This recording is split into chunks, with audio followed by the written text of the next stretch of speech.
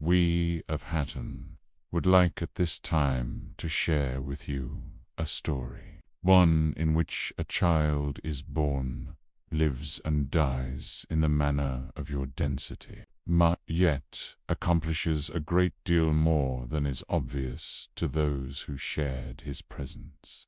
The child of whom we speak was in no way outstanding, either physically or mentally. The child was of inauspicious parentage, having been raised of poor parents in a small village. When the child reached maturity, he joined himself with a woman, for he sought the comfort that this type of companionship could provide. As things progress in your density, the child grew older, fathered children, grew older again, and eventually died. Not a very impressive tale of a life, you might assume, yet the child accomplished, through in this brief lifespan, that which he set out to do. The learning which the individual had prescribed for himself prior to this incarnation did occur.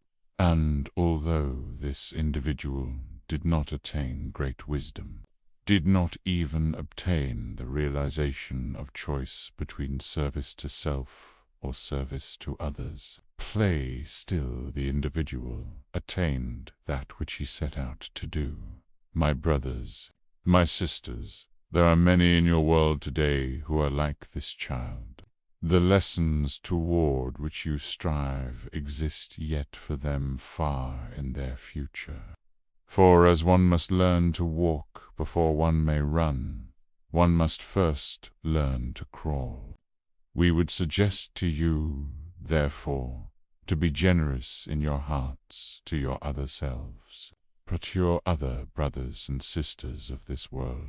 For although they have not attained your awareness, although the revelations which you seek and hold so dear are not revealed to them, we urge you to realize that their lessons to them are equally important, that their learning is paid for with as many tears and as much pain as your own. It is often difficult to extend your love to some who fall within this group, for their confusion seems to abrade their lack of awareness, makes them appear almost another species, to a duller, dimmer species, somehow distantly related to your own. My friends, they are not merely your own species. These are your own selves. It is not our desire to chastise, for judgment is not ours. Rather, it is our desire to encourage, that you may, perceiving your other selves as such, find your hearts less reluctant to share your love with them. Loving is not always an easy task, and on some occasions is poorly rewarded. But my brothers, is reward what you seek.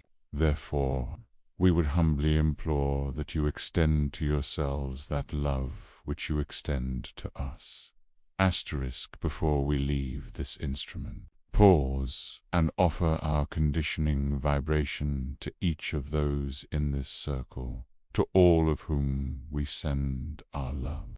Please request mentally that we be with you, and we shall attempt to make our presence known to you. I am Hatton.